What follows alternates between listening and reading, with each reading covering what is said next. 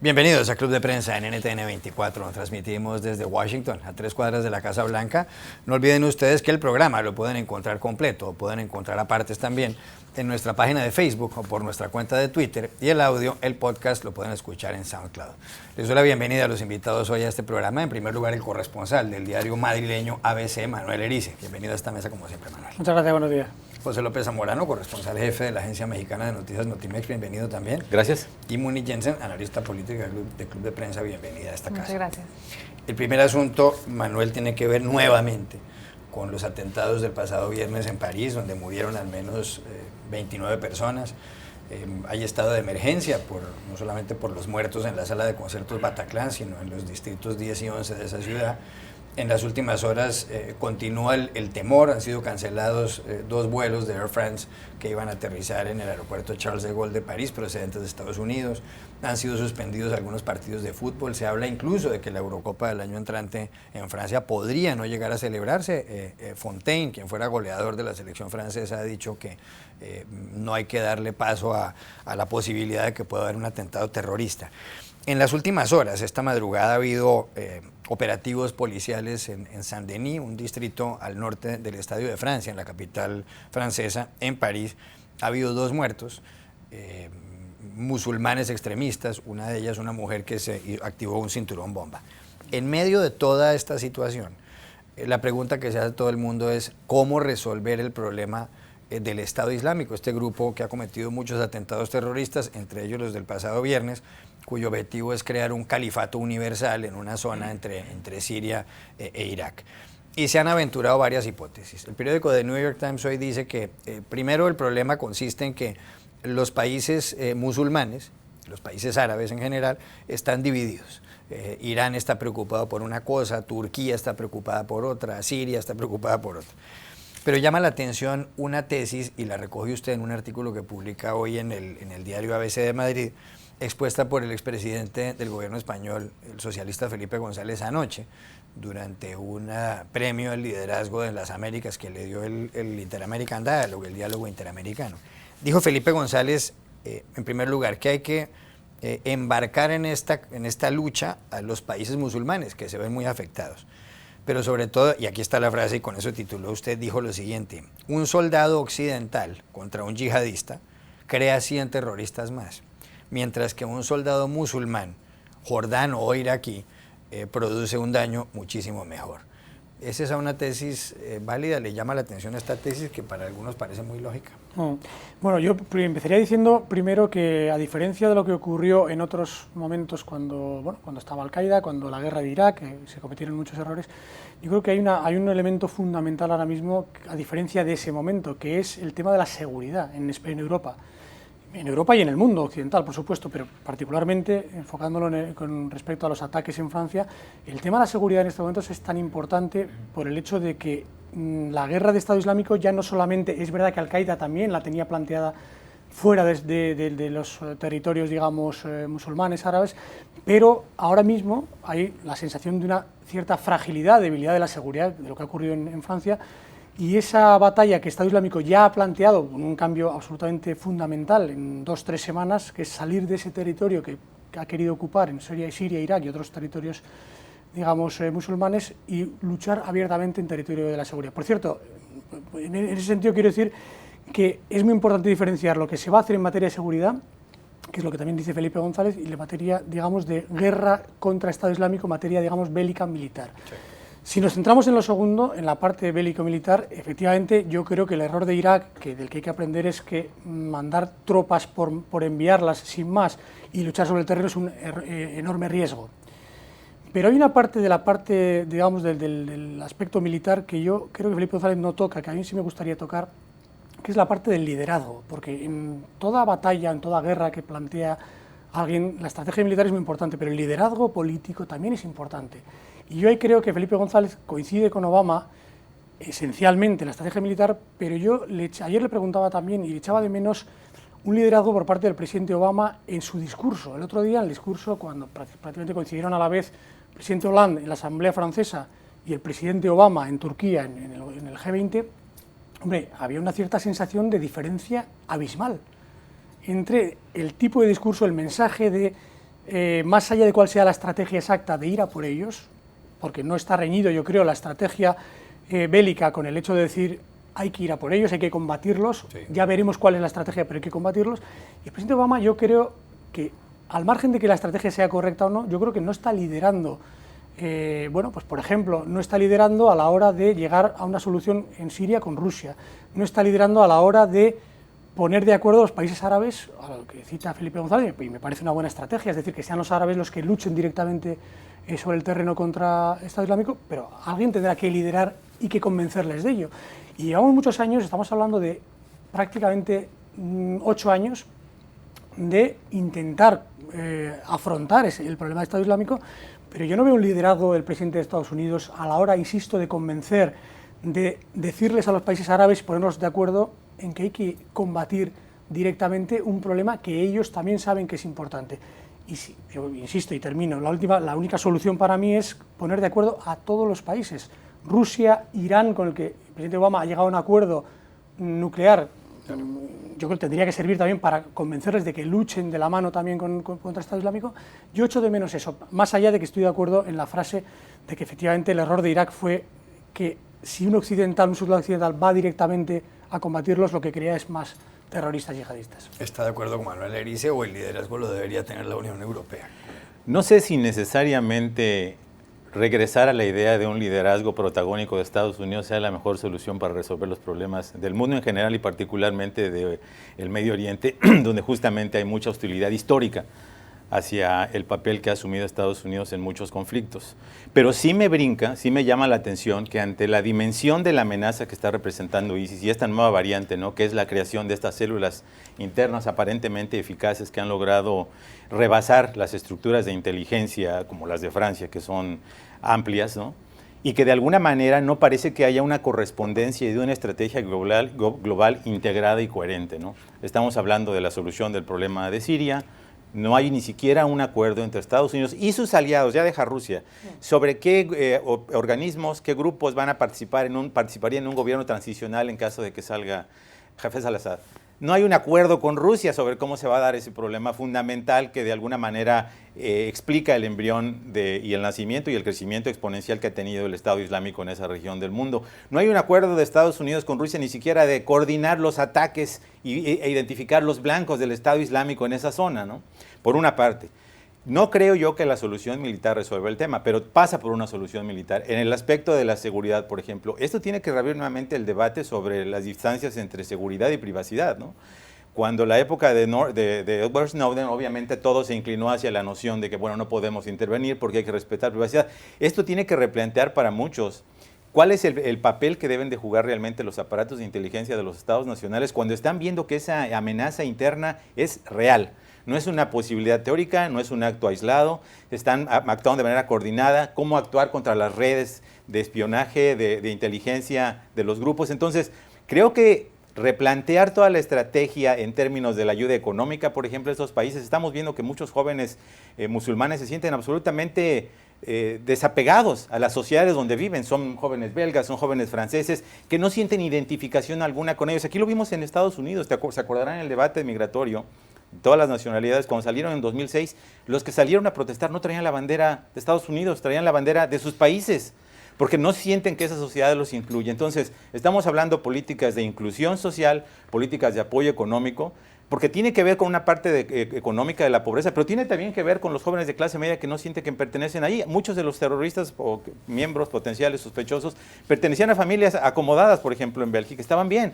Quiere decir que aquí hay una lucha ideológica. Entonces, a mí sí me llama la atención que no haya la convocatoria global a un foro, quizá bajo los auspicios de Naciones Unidas, una resolución donde se vea que es un tema multilateral. Yo sí creo que es un problema, nuevamente, que veamos que un país encabeza demasiado, porque obviamente va a generar resistencias adicionales, pero sí que haya una consistencia y una congruencia de algún tipo de salida integral y completa de la comunidad internacional. ¿Quién tiene que coger el timón entonces en esta iniciativa? Yo creo que no es tan sencillo y es muy tentador buscar a los Estados Unidos como el gran salvador y el gran líder de esta coalición. Sin duda, si los ataques hubieran sucedido en Estados Unidos y se hubiera descubierto que la célula venía del Canadá, pues no estaría François Hollande liderando una coalición. Esto sucedió en París y él ha tomado el liderazgo y él ha sido la voz de este episodio y de este nuevo capítulo de la lucha contra el Estado Islámico, que no empezó el viernes, empezó hace varios meses y ha tenido un papel importante en los Estados Unidos. De acuerdo con Felipe González en que tiene que haber una voz muchísimo más visible por parte de la misma comunidad islámica, porque son ellos quizás quienes pueden ser la más enérgica protesta a lo que está sucediendo, porque al final hay muchas más víctimas musulmanas, muchas más víctimas en los países islámicos que en Occidente. Se calcula que ha habido desde el mes de enero más de 1000 civiles que han sido víctimas del Estado Islámico y muchos de ellos han pertenecido a la comunidad islámica.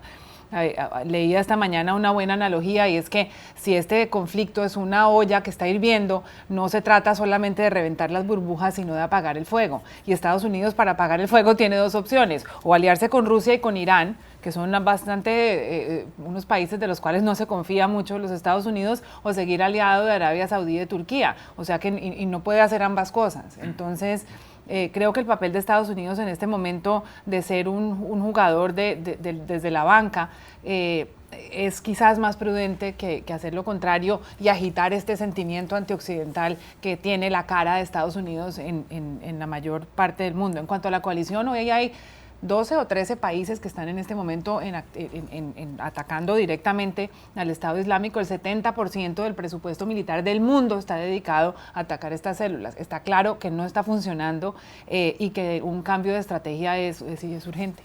Manuel. No, este es un tema complejo, poliédrico, difícil, pero yo sí quería apuntar dos cosas. Una, para mí el hecho de que el presidente de Francia, que no es precisamente el país con más influencia del mundo, no es precisamente el país más potente del mundo, no es precisamente pues la gran potencia mundial, esté liderando esto es prueba de un gran fracaso. Es decir, el fracaso, insisto, yo no estoy culpando al presidente Obama ni a Estados Unidos. Yo creo que lo que estoy diciendo es que hay una reacción tardía por un hecho concreto puntual, que es un terrible atentado, y no estamos hablando después de 4 días, estamos hablando después de años de una guerra en Siria, que ya lleva 5 años, de años de Estado Islámico invadiendo territorios y expandiéndose de una manera peligrosísima. Es decir, esto tiene un pasado ya estamos hablando de años de problema. Entonces, para mí el hecho de que Francia vaya a ver a Putin, el hecho de que Francia venga a ver el martes a Obama, quiere decir que Francia está liderando cuando no debía ser el líder. Pero insisto, cuando yo digo que Estados Unidos tendría que liderar, yo no digo que Estados Unidos vuelva a cometer los errores del pasado. Yo lo que creo es que hay que poner de acuerdo a la comunidad internacional, quizá bajo el paraguas de la ONU, me parece que es lo correcto, ante un problema que nos afecta a todos. Es que estamos hablando, hace poco han muerto 230 rusos en un avión, 230. Sí. Pero es que estamos hablando de que Irán, hace poco, quizá en su territorio no, pues porque Irán es un país hermético, difícil, su brazo armado, digamos Hezbollah en Líbano, ha habido 40 y pico muertos. Es decir, es una guerra contra todos y por tanto las guerras contra todos yo creo que merecen efectivamente que alguien descuelgue el teléfono o que alguien empiece a dar los pasos, y no es precisamente, a mi juicio, Francia quien debe de hacerlo. El otro día Hillary Clinton, yo a mi juicio correctamente decía, hombre, Estados Unidos no tiene que ser el único, pero tiene que mover, tiene que liderar, tiene que hacer política, porque los problemas no se solucionan solamente con seguridad y con estrategia militar, hay que hacer política. Esto es un problema. Ahora, en descargo del presidente Barack Obama, Estados Unidos ha realizado más de 8,000 ataques aéreos desde que empezó el bombardeo contra el Estado Islámico. Exactamente. No es la solución. No, y yo lo dije al principio, yo creo que no pasa por ahí. No es la solución militar, pero tiene que pasar con un componente militar. Pero el hecho también es que justamente el problema del terrorismo en este momento está siendo víctima también del oportunismo de varios políticos y aspirantes presidenciales. No es posible solucionar el tema del Estado Islámico simplemente con la voluntad de hacerlo de una manera inmediata o de una manera militar o policial. O sea, no es posible. Ese es un problema que va a demorar, como dijo Felipe González, quizá más de una década, quizá una generación por completo, y se tienen que empezar a sentar las bases. Ese es el problema, que no se ve que se esté viendo esa dimensión holística para confrontar al Estado Islámico. Bueno, ya en las últimas horas la organización Anonymous, estos hackers, han hackeado todo, han ayudado a los de Wikileaks, han hackeado las páginas web de tarjetas de crédito como Mastercard, y además su símbolo es una máscara como la de Guy Fawkes, que fue un hombre que encabezó un grupo en el siglo XVII, al principio en 1605, pensaban atentar contra la Cámara de los Lores en Londres, un grupo católico. Pues los señores de Anonymous le han declarado la guerra al Estado Islámico y además hasta el momento han hackeado 5.500 cuentas de Twitter. En los últimos meses han desactivado 100.000 cuentas de Twitter que tienen que ver con presuntas personas presuntamente vinculadas con el Estado Islámico. Los del Estado Islámico han dicho que los de Anonymous son unos idiotas. La pregunta aquí es, ¿los servicios de inteligencia de las grandes potencias deberían apoyar a Anonymous? Deberían por lo menos prestarle mucha atención. Yo creo que hemos hablado mucho de que la guerra entre los estados y el Estado Islámico es una guerra asimétrica. Bueno, la guerra con Anonymous es más simétrica, es de una franquicia contra otra, tienen algunas similitudes en la medida en que son grupos descentralizados, que se comunican muy bien por redes sociales, cuya principal herramienta es Twitter, cuyo principal propaganda es el video, y yo creo que se entienden entre ellos desde cierto punto las tácticas. Lo que está haciendo Anonymous es atacar la propaganda y las cuentas de Twitter del Estado Islámico, y hasta ahora, si está estimado que tienen 46.000 cuentas, pues en un día le pegaron al 10%. Lo que pasa es que es riesgoso, y eso alguna gente lo ha interpretado como quien llega a la escena del crimen a pisar y a acabar con las pruebas, y puede confundir y obligar también a los del Estado Islámico a irse muy dentro de la profundidad del ciberespacio y esconderse de los organismos de espionaje. Lo que pasa es que el solo hecho que el Estado Islámico les haya respondido de que realmente son unos idiotas, pues demuestra que están un poco preocupados. Ya regresamos al Club de Prensa. Volvemos a Club de Prensa en NTN 24. Pepe, el presidente de Estados Unidos, Barack Obama, deja el poder el 20 de enero de 2017, en poco más de un año. Y acaba de dar una entrevista a Bill Simmons en la revista GQ, en donde dice que su principal defecto ha sido la arrogancia en los 2 primeros años de gobierno. ¿Usted está de acuerdo? Sí, no solo eso, pero yo creo que sí tiene que ver, ¿no? Cuando eres la persona más inteligente de la habitación, cuando estás lidiando con el Congreso, con los periodistas o con el público, ¿no? Creo que se percibe muchas veces ese aire, ¿no? De superioridad, no sé, casi de maestro y alumno, esta relación, ¿no? Sui generis que tiene él con el público, y creo que fue evidente en algunas de la promoción de sus principales iniciativas políticas. Yo diría que un defecto también fue la consistencia, ¿no? En temas como migración, que hemos seguido nosotros meticulosamente, ¿no? Hizo muchos pronunciamientos que después se desdijo, que bueno, porque sabía o dijo inicialmente, por ejemplo, que no podía utilizar su facultad ejecutiva para discrecionalmente aplicar la ley migratoria. Ahora sabemos que va a apelar con ese mismo argumento ante la Suprema Corte de Justicia. Probablemente también otro defecto es que no aplicó los mismos estándares para defender algunas de sus propias prioridades, como fue la ley de salud, a otros temas. Nuevamente hablo del tema de migración. Entonces, hay varios elementos, pero creo que sí, tiene razón. No lo voy a desmentir en ese aspecto. ¿Está de acuerdo? Una búsqueda de Google. Obama arrogante arroja 1.270.000 resultados. O sea, y viejos, no solamente de ayer. Él lo ha reconocido. Yo creo que en defensa de Obama, difícil llegar a ser el primer presidente negro de Estados Unidos. En la mitad de una crisis financiera le tocaba poner cara de arrogante, pero un apunte adicional. Él dice que se confió en que sus políticas estaban bien y que le faltó hacer política para venderlos. A mí me llama la atención que en español la palabra policy, que son las políticas, y la palabra politics, que es la política, es una sola palabra.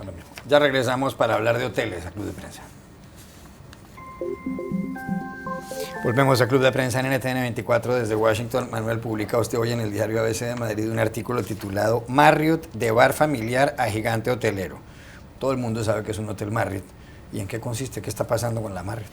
Bueno, lo que está pasando es que se ha convertido después de 88 años, en el gran grupo hotelero, la primera cadena del mundo, con el acuerdo que se va a materializar en 2016, pero que ya ha alcanzado el grupo Marriott International con Starwood Hoteles.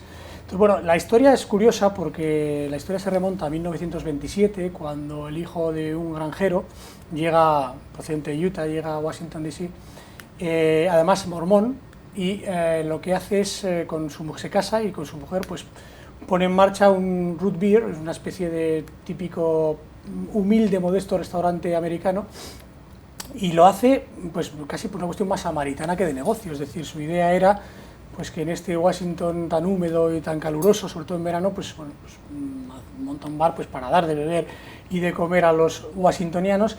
Y es su casi único negocio hasta el año 57, 30 años, donde realmente es construye el primer hotel, que es el Twin Bridges Marriott Motor en Arlington, Virginia, y a partir de ahí es su hijo Bill, quien realmente coge ese hotel y empieza a construir hoteles y a expandir el negocio, primero por Estados Unidos y después por el resto del mundo, hasta convertirlo pues, en sus 50 años de gestión en esa gran cadena hotelera que ya es hoy, aunque ya Bill Marriott se ha retirado y quien realmente ahora está llevando es, el presidente ejecutivo es Arne Sorenson, pero lo curioso es que el punto de partida es tan humilde y tan modesto como lo que es una persona, digamos, religiosa, sí, que no tiene esa especie de inquietud empresarial, emprendedora, y es su hijo quien impulsa este gran negocio en el que se ha convertido ahora mismo Marriott. Estamos hablando ahora mismo, aparte de lo que son las marcas, lógicamente las grandes marcas de hoteleras de lujo del mundo, 5.500 hoteles en el mundo, en 100 países, estamos hablando de 1.100.000 habitaciones, en fin, es un monstruo hotelero y además un monstruo de una gran calidad, ¿no?, en líneas generales. Gracias por haber estado aquí, Manuel Erice, Pepe López Zamorano y Muri Jensen, y a ustedes los espero mañana en Club de Prensa.